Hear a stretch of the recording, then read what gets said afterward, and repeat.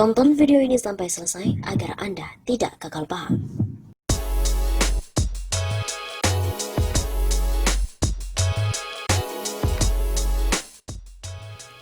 PDIP copot Rieke Diah Pitaloka dari pimpinan Balik DPR. Fraksi PDI Perjuangan dikabarkan telah memberhentikan Rieke Diah Pitaloka dari jabatannya di Wakil Ketua Badan Legislasi atau Balik DPR RI. Kabar tersebut dibenarkan oleh anggota Balik dari fraksi PDI Perjuangan Hindrawan Supratikno. Ia mengatakan informasi tersebut didapatkannya dari internal Balik DPR RI. Betul, saya dapat informasi itu dari Balik, kan saya anggota Balik, kata Hendrawan pada hari Rabu 8 Juli. Meskipun begitu, Hendrawan mengaku tidak mengetahui pasti penyebab fraksi PDI Perjuangan menggeser Rieke dari posisi Wakil Ketua Balik DPR RI. Itu saya tidak tahu, itu ditanyakan kepada pimpinan fraksi. Saat mencoba mengkonfirmasi ke Sekretaris Fraksi PDI Perjuangan Bambang Wuryanto, belum ada jawaban sampai dengan saat ini. Dikabarkan yang mengganti posisi Rieke Diah Pitaloka sebagai Wakil Ketua Balik DPR adalah M. Nurdin, yang merupakan anggota Komisi 3 DPR RI fraksi PDI Perjuangan. PDIP pun merespon berita tentang pencopotan Rieke. Sekretaris fraksi PDIP Bambang Wuryanto mengatakan pemberhentian Rieke Diah Pitaloka dari Wakil Ketua Badan Legislasi atau Balik DPR bukan karena adanya polemik terkait RUU haluan ideologi Pancasila. Jadi kita memasang the right man in the right place atas dasar penugasan politik sebagai partai pendukung pemerintah. Kita ingin fokus lagi dalam demokrasi, kata Bambang di Kompleks Parlemen Jakarta pada hari Rabu 9 Juli. Adapun terkait polemik RUU HIP, Bambang mengatakan saat ini bola ada di pihak pemerintah. DPR, kata dia, sudah menyetujui RUU tersebut sebagai RUU inisiatif DPR. Jadi kita tunggu pemerintah, kalau pemerintah bilang nggak mau bahas, selesai pula ini barang, tapi mekanismenya ada. Dan ini di DPR, ini mekanisme yang paling penting. Persepsi menjadi paling penting, semua proses melalui prosedur, sesuai dengan kesepakatan bersama. Bambang menegaskan pergantian jabatan Rieke sebagai pimpinan Balik bukan karena ada kesalahan.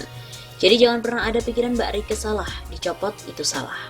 Lebih lanjut, Bambang mengatakan Rieke akan ditugaskan fraksi untuk fokus mengawal Komisi 6 DPR yang membidangi industri, investasi, dan persaingan usaha.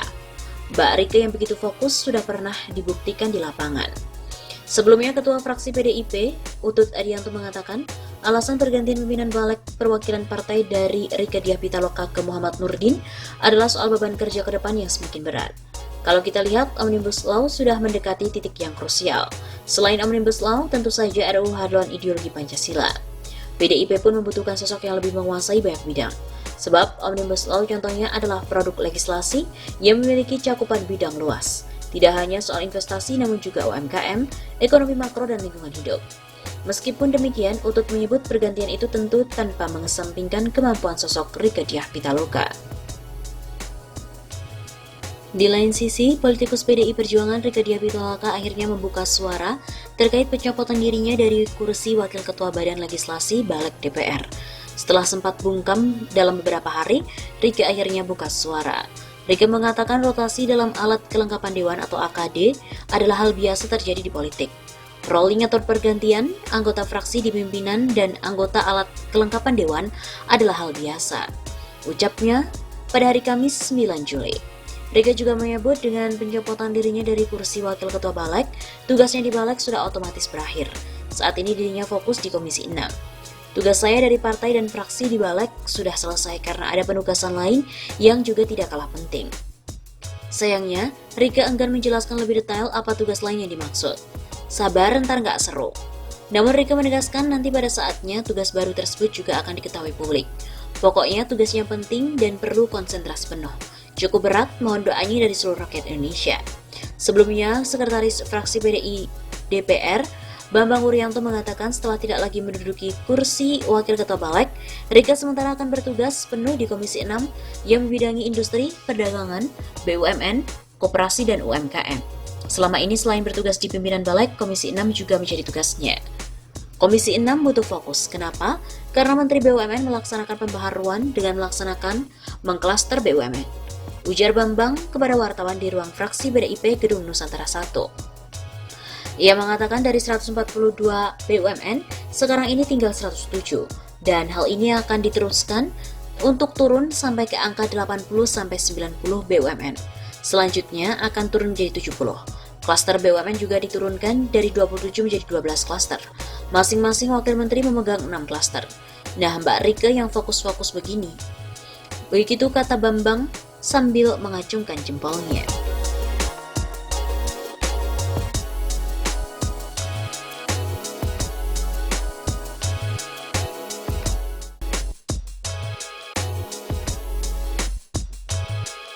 Sekjen DPP PDIP Hasto Kristianto dan juga Rieke Diah Pitaloka telah diadukan ke Polda Metro Jaya.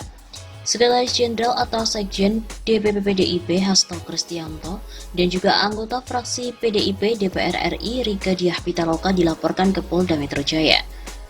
Pelapornya adalah seorang warga negara Indonesia bernama Rijal Kobar dengan didampingi tim advokasi anti komunis atau taktis.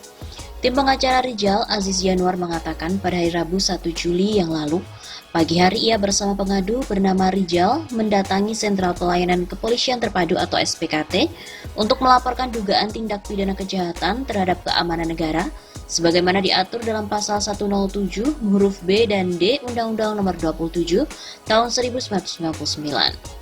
Di mana terlapor adalah Rieke Diah Pitaloka yang memimpin rapat RUU HIP dan juga Hasto selaku Sekjen PDIP.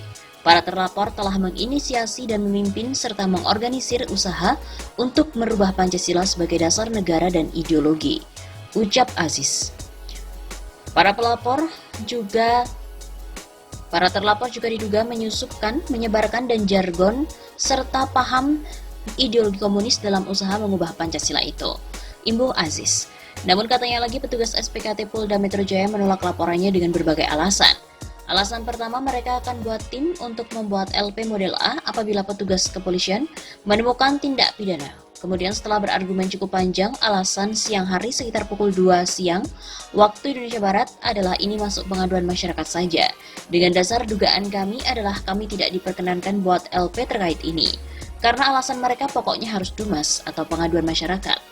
Setelah itu sekitar jam 12 waktu Indonesia Barat, kembali kami berargumen. Kali ini alasannya masih RUU, salah satu objeknya, dan belum disahkan. Kami bantah bahwa jika sudah jadi undang-undang akan konyol jika mereka membuat laporan ke polisi.